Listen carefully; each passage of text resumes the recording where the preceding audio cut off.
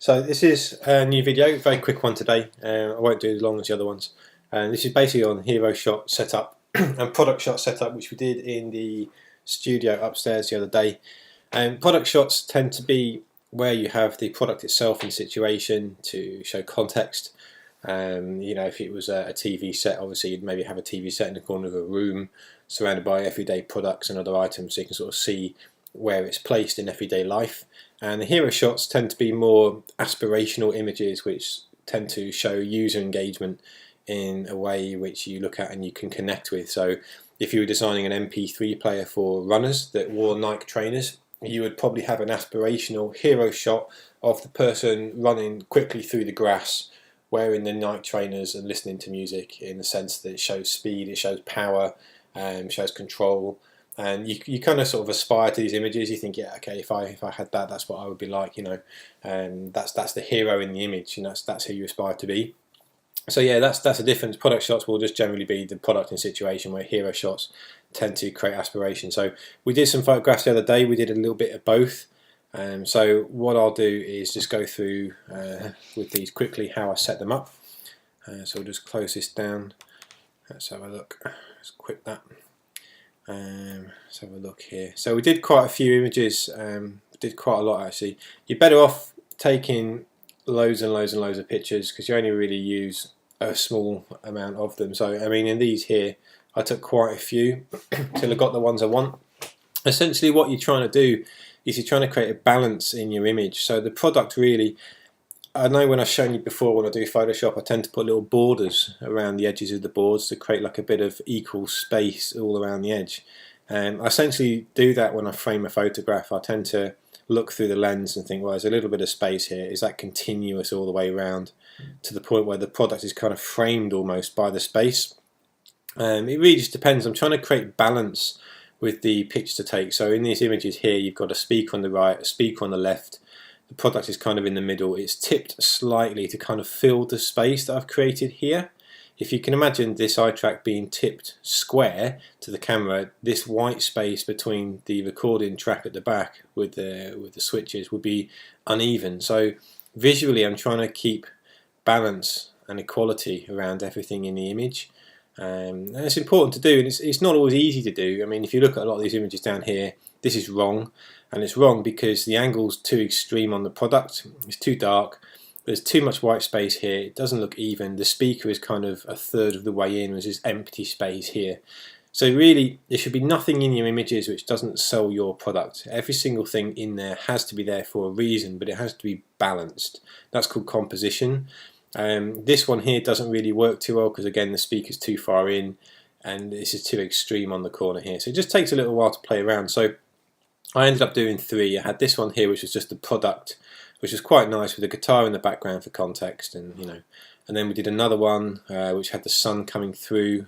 And I did this as a bit of an alternate image. I kind of made it quite extreme and had the sun coming through so we could blur this out. Still trying to create this balance. So this one here isn't too bad, although you can't really see the product very well, which is a bit of a shame, but it's got a nice balance to it. I tipped the camera a little bit for this one, and I think down here is where we started to bring people into the shots as well.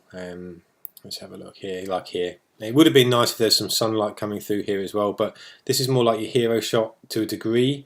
But a true hero shot of this would have been maybe somebody actually playing the guitar up close, and you actually sort of like, you can see what they're wearing and how they're holding the guitar, and then that sort of just shows anyone can be a hero, anyone can be a rock star kind of thing. But I'll just put them in the back for context for this. So these are really more product shots than hero shots, but they're really one and the same thing depending on the context. So I think in the end the three that I chose were these three, which I thought were quite nice. They were the best that I had. You'll have to work with what you've got. And then additionally I have the Focusrite logo here, the brand, and a little bit of information about Made for iPad. I can stick that in as a graphic. And I found this image as well here, which is the eye track sort of like picture they use on the front. So just really quick, we'll just set this up as a board really fast. It doesn't really take too long to do these. So as normal, go to File, go to New, and you'll probably choose A3 because that's what people tend to work with. doing presentation boards. That's what I've always done. And you can rotate the canvas 90 degrees like this. And if we go back to this here, so let's say for example we're going to do this image here. This is a good one to use. So we'll right click, open this with Photoshop. Now there's a few things that aren't good with this picture at the minute. The first thing is there's too much information and it's distracting. So your eye is kind of drawn to the background. So your eye is always led away. We want the eye to focus here. So really we need to kind of blur this out a little bit. And where there's a blurred image, your eye doesn't actually like to focus on it too much because it feels uncomfortable. So the more you blur things, the less people take notice of them. The colour's a bit off, they're a bit dark. Obviously we need to have a bit of a logo in down here as well. And we need to sharpen this up on the front. So there's a number of ways we go about doing that. And the first one we're going to do is we're going to create the right colours in the pictures. So if we unlock this, double click on that, so it's unlocked. And if we go to Image Adjustments and Levels, this is what I was talking about before about how you can change the colours. We're just going to bump up the white. So if you push the white across, it really brightens it, over brightens it. So we're going to bump up the white to about here, like that. Just so it gives it, if you look at the yellow of the speakers here, they're kind of like much more bright, whereas here that's a bit duller. So we're going to just bring that up so they look nice and bright. And we're going to pull the blacks in a bit. So I'm looking at the product, see how that sort of starts to darken that down. Okay, so we're going to maybe to about there. We can turn the preview on and off just to check it. It's subtle, but it creates a bit more contrast in the image, right? So the speakers are nice and dark, the eye track's good. Maybe to about there. That should do it. So you should do this with all your photos really, because the camera always needs tidying up a little bit in Photoshop. So click OK. Now the second thing we're going to do is make this background blurry. So essentially what we're going to have are two different layers. One layer is going to be the blurred layer and one layer is going to be the photo layer. So I'm going to drag this layer into here and copy it over, and we'll call this one here eye track, and we'll call this one here blur, like that. And this one's above this one, so this one's going to take effect first. So we go to blur, and if you go to filter and you go to blur, there's one called field blur. So if we go to field blur like this, let's have a look. It'll just blur out the whole image, and you can control, there's lots of different settings in there to mess around with, but for now I'm just going to use this one in the middle. And if you take this all the way around, it like really blurs the whole image, right? But I'm just going to take it to about here. So I'm kind of adjusting this so the people in the background are there, but they're really not the main focus. Okay, like that. I think that's probably about right. So for now that'll do. I'll click OK. That's all good. Takes a couple of seconds. This is slower on my computer because I'm recording it at the same time. It's eating up the memory. Right, that's all good. Now, what I need to do now is bring the eye track back into focus. That's quite easy to do. So basically, all we need to do is erase. If I make this brush slightly bigger, like that sort of size, yeah, for now. Okay, and you can we'll add a little bit of a soft edge to it, just so it blends in a little bit with the background that's blurred. And I'm going to delete this. So if I start to delete that here, can you see how it's bringing the eye track out? I'll zoom in a bit to make that clearer. Right, go back to here and just work your way all around the edges like this. This is really slow actually while I'm recording this, which is a shame. So just work. Now if you hold down Shift after you've placed the brush, you can draw a straight line with a brush. So if I hold this down here, hold down Shift and then click again, it will draw a straight line across. Now I haven't done a very good job of that actually, that's pretty bad. I think it's because the brush is a bit too soft, so we'll just make the brush a bit harder and decrease the size of it slightly. Yeah, that's better. And we're just going to trace the outline of the eye track to about here.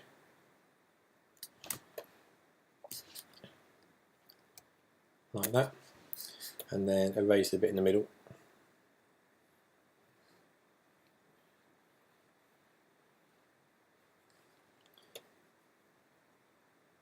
So I think that's not too bad. That's okay, that'll do. Now the nice thing is this will make this bit nice and clear. So this eye track now should be nice and in focus, and the stuff in the background should just be blurred out. So you've got a nice, what we call depth of field in your pictures, and those that take pictures will know what that means. It just basically means you've got a nice contrast between the foreground and the background. So yeah, okay, it's not too bad. So the eye track's nice and sharp, and you know, we could blur the background out even more. If you turn off the layer below, all we've really done is sort of delete this bit here, so we can just double check there's no bits there that we haven't missed and bring that back in. Now the next part we're going to do is, I would say we'll probably flatten this image and bring this into the main board, which we set up here on the left hand side, and just have a think if there's anything missing at the minute. No, probably not. In terms of image, it's not too bad. We might actually make the eye track a little bit darker, so go back to levels again, and we might just pull the blacks in a bit more on that actually to make it a bit more solid. We'll leave the background alone, which I think is good. Now, next thing we want to do is we go layer, flatten image, so that flattens the whole thing. And the next part we want to do is desaturate a little bit. There's a lot of colours in here which are yellow. You see the yellows from the lights. If we want to get rid of that, we want to sort of make this nice and clean, really. There's a sponge brush here. Let's have a look. Now, the sponge brush should desaturate anything which is yellow. So the minute the mode is set to desaturate, if you put saturate, it'll oversaturate and put colours in. So I'm just going to move this brush around like this and just take out all of the sort of yellowness which has come from the photograph. Now we can't really see it on the eye track because the eye track itself is like a dark colour, so that's all good. So we'll just move that around. We'll brush this in a little bit like this. You see how it's made the ground nice and white? So I'll just sort of desaturate that a little bit there. That's good. That cleans it up a little bit. It's all this yellowness, it's yellow around the speakers. It doesn't look nice. It's actually worse on this image than it was on the original, but that's good. Maybe a bit under the speaker there, just to get rid of that. And a bit in here. There we go. So it's just taking all that yellow out of the background.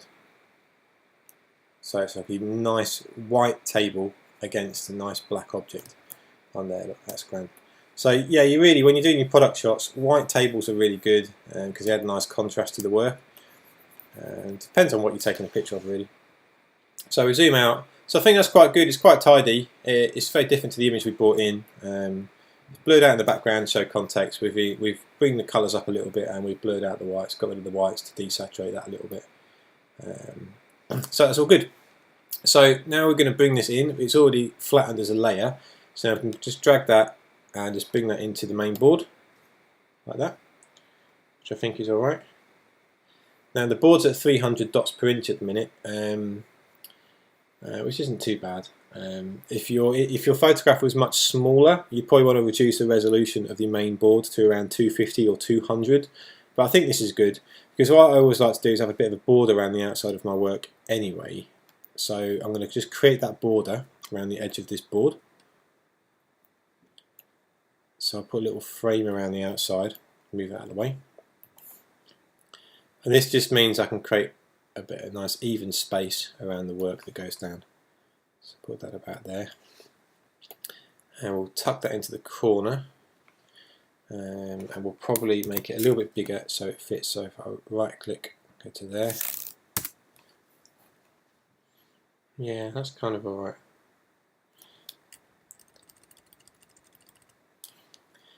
Right, so just move that across so it fits nice.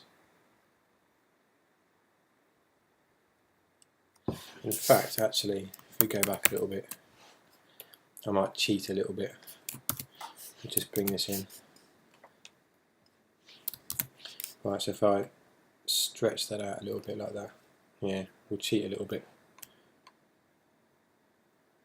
Because what I really want is just to kind of fill the space nicely, so the eye track's the main focus. So we take a little bit off the top.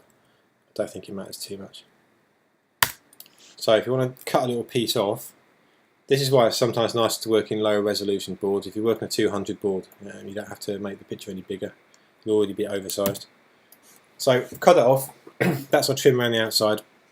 We'll come down here, we'll cut a piece off the bottom. So that fits like this nicely. Let's have a look at this down here. So the next bit is, this white is a little bit muddy, so we might try and increase the levels a little bit to get rid of the muddiness. So if we bring up the whites, see, it'll get rid of that line, it will blend it in nicely with the bottom of the board. It hasn't really affected the rest of the image too much. It's just the whites that we're increasing.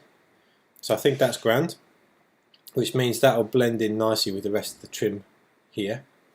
And then next part is, we might want to put some logos and branding into it. So if we go back to our file here, and we've got this made for iPad, so we can right click, open that with Photoshop. That'll bring that in.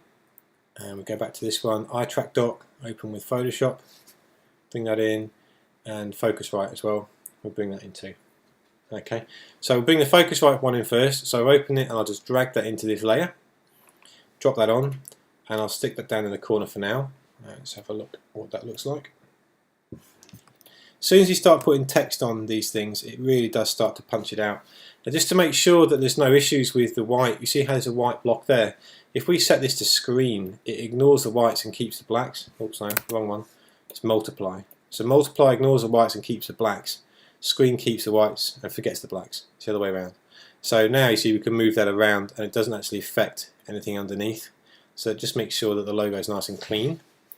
And if we zoom out a little bit, move across, and we'll put the other iTrack stuff here. So we'll get rid of the brand name, we're done with that now. Come to the iTrack doc logo. I don't like that, so we're going to trim it down because there's a lot of space wasted on here that we don't need. So we'll just use the crop tool and we'll crop that down. And we'll drag that in. And we'll probably make that a little bit bigger. So our Control and T to free transform. If I hold down Shift, I can rotate that and it will lock it in vertical axis. Make it slightly bigger. Maybe to about there. Do the same thing. I'll put it on multiply, so it forgets the whites and keeps the blacks. So it keeps it nice and clean. It doesn't. If there's any sort of like gradients on the table now below, that won't interfere with it. So we'll close that down and finish with that. Yeah. And this made for iPad. We'll drag this in if it'll work. Yeah. Let's have a look. Layer 4, I think, wasn't it? Yeah. And we'll probably rotate that as well, turn that around so it looks nice and tidy. So iTrack doc, we'll just move that up there a little bit. This one will move down here. Okay, that's good. And so we can close these down, we don't need these. This will always save memory on your computer. We'll close that down, we don't need that anymore. Right, next thing is you might want to put a bit of text in the bottom. So we get the text tool. And we just drag that in, and we'll make a nice small point size to begin with, just so it's not too big. And we'll put it as Arial, because professionally Arial is quite commonly used in the design world. And we'll put this at around 18. So we'll put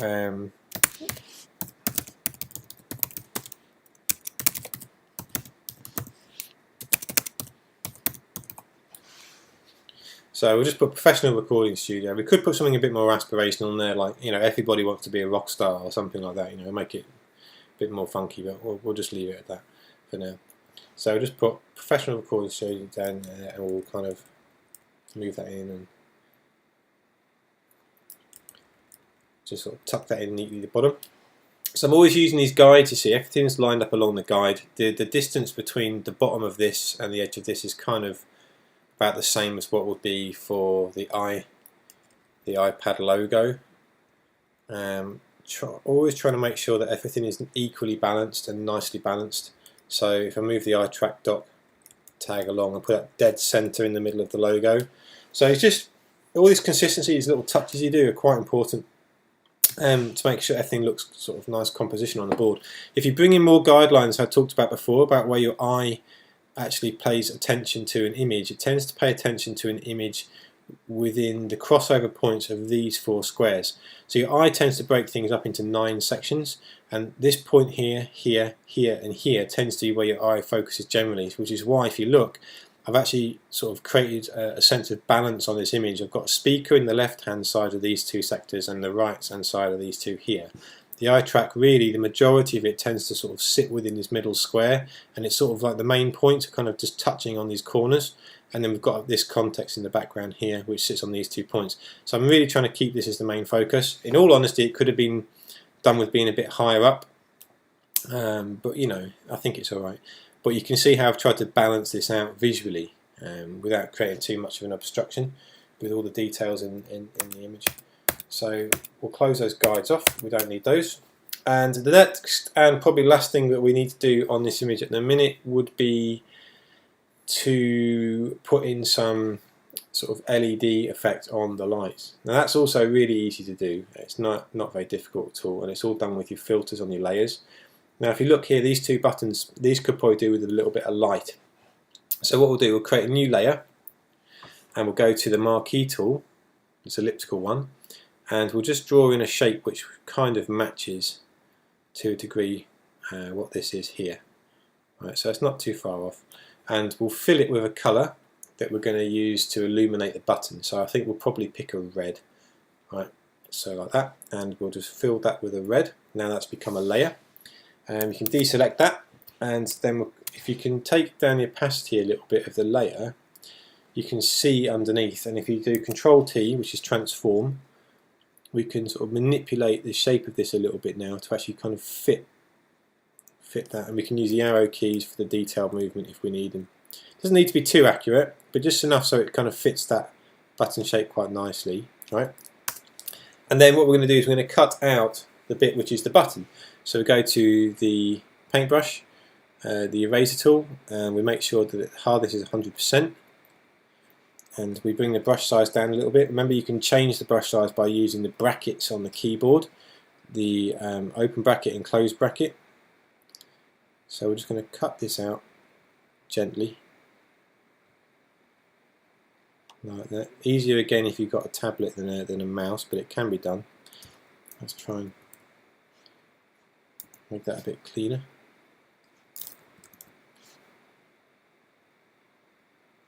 Not too bad, right? We'll go with that for now. Okay. Another way of cutting it out actually would have been to use another one of these marquee tools. You could have made a shape that was quite smooth like this, you know. And then you could have cut using that. So if I get Control X, it'll cut that out. So it's a bit smoother. So next thing to do is we make this a kind of fluorescent looking button. Now it's red at the minute, but it doesn't look much like a light, and that's because we need to put some effects on it. So if we double click on layer 5 and we go down to something called, there's inner glow and there's outer glow, which is here. So we'll do the outer glow one first, and at the minute its default is like a yellow, and really what we want is a red, which is kind of similar to this. So we'll sample that red, go OK. And we'll look at the spread. We'll play around with these settings a little bit. The site, okay, so you can change the size of the glow.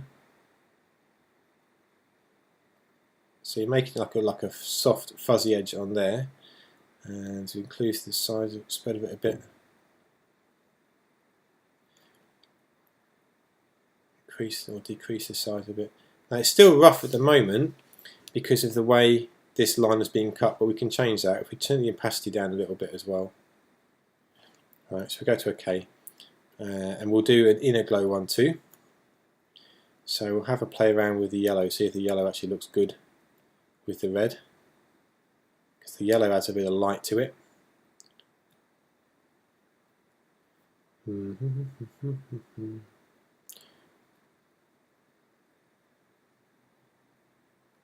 Yeah, it's kind of alright. You can try a different colour. You can try a red and see what that's like instead. A lot of this is just playing around with it really till you get one you like. Let's try a bigger size.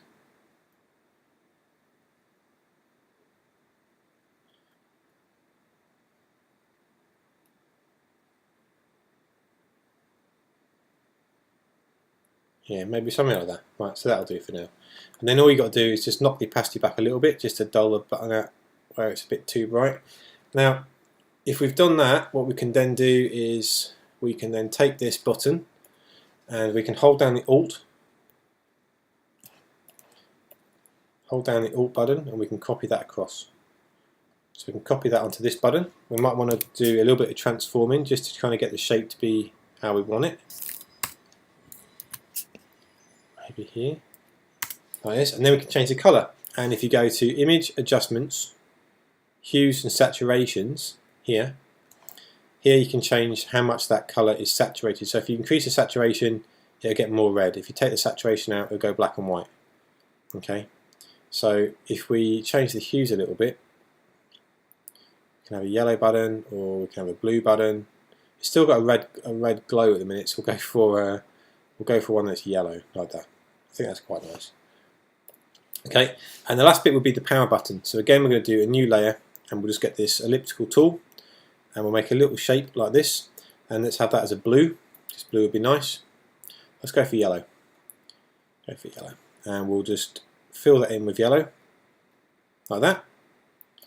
And we change the opacity again, turn it down a little bit, just so we can actually get it to fit, so we can see what it is below we're trying to match it to. I think that's not too bad. And we'll deselect that, and then all we're really going to do is just add some inner glow and outer glow again. There's two ways we can do it. We can go to layer 5, we can go copy layer style, and then we can click on this and we can paste the layer style, so it'll just basically copy over those glows, and it'll do it like that. So actually that's not too bad, so I think we'll leave it like that, and we'll probably make it a little bit smaller. Rotate it slightly, and we'll just knock that back into the middle there. So it's kind of got a glow to it. You can then play around with the opacity. Do you want it on full, so it's really bright? Do you want to knock it down a little bit? Full's quite nice. So we'll zoom back out and have a look at how this board's turned out so far. So now once we've zoomed out a little bit, if you actually think about this as a printed board, you're not going to see the details of the cuts that we've made there. It's quite discreet. And let's turn off the guides. So View, Show, Guides, and hide those. And that's the board. I don't think it's too bad. I think it's alright. It's quite quick. We've taken an image which was, let's have a look at the image. Which one was this one? Right, so this was the original image that we had before. Yeah, it's good. It can, Jesus Christ. Do you know what? This Photoshop's a nightmare. Absolute nightmare sometimes. It's got like a mind of its own. Right, okay, so it's just going to be annoying. Get rid of the rulers. Right, so get rid of the rulers there as well. Yeah. So first image, good picture, but there's too much in there. There's too much information that we're taking notice of. The colours aren't ripe enough. The whites are too dull. The blacks are too greyed out.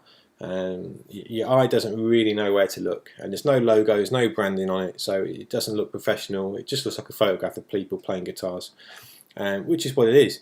And when we do something like this, I know we've stretched it out a little bit, it doesn't matter. We've really increased the contrast of the images here to really make the eye track look really bright and really clean.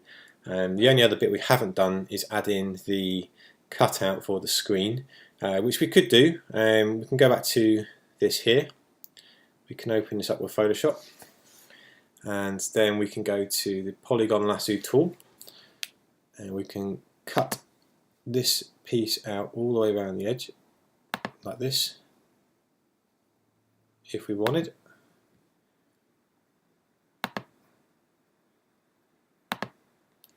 And then we can pull that and drag that into here. Now the tool you've got to use this time, if you go to Edit, you have Transform, but if you go to Distort, basically you can grab the corners of things and just pull them out where you want them. So I'm going to pull this to here. The reason that's jumping about a little bit actually is because we've got snap-ons. We turn snap off, that'll stop that jumping around so much. And we're going to drag this into the corner here. I'm going to drag this one into the corner here, like that.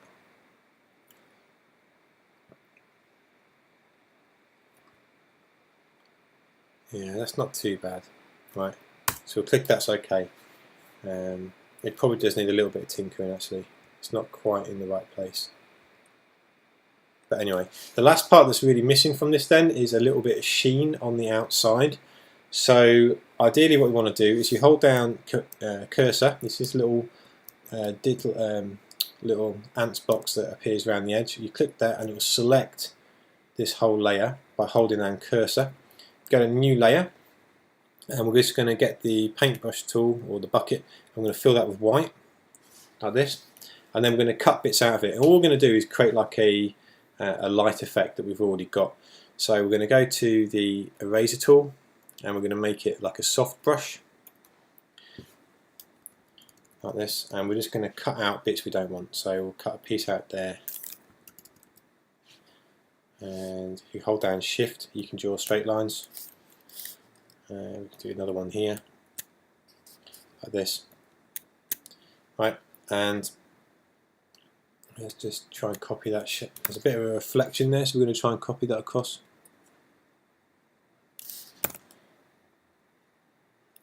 Right, okay, and then we can drop the opacity down to actually kind of make that look a bit more like a reflection, like this. Yeah, and if this was a little bit too, if this tape here was a little bit too bright, now it's too much colour, we can go back to this layer again and create another layer and put it below it, and we can fill that with white. Now you can't see that at the minute. If we turn these off, I've made like a white layer below, and now if I deselect this, if I take the tape layer and actually drop the opacity down a little bit of this, I can knock that back a little bit so it's just not as intrusive in the image. Or I could blur it. I can go to filter, blur, and just put like a little bit of a blur in there, just a little bit, because that'll look like it's behind glass. Try again, another one, blur and blur more, just sort of blur it out a little bit. Yeah. So that's it really. Nice image. This is what we had before, which is here, and after a little bit of mucking around in Photoshop, that's what we've got now. Yeah, it's up to you whether you put this bit on it or not, or you just leave the original. It's up to you. But there's just a different technique I thought you'd like to know. So all good. That's the board, and that's the one done for today. And yeah, good luck. Try and use your own images. Try and make the best of them you can. Always think about the composition of the board. Try and think nicely about the spacing of things, the balance of objects, the depth of field, what needs to be in focus, what doesn't need to be in focus, and make sure that every single thing that's in the board needs to be there. There should be nothing in the board that doesn't really help sell what the product's about. And that's all you need to know. Put your logos in there, a bit of branding, bit of text, that makes it look a bit more professional, and a nice bit of space around the outside, and you're all good. Nice one. See you later. Cheers.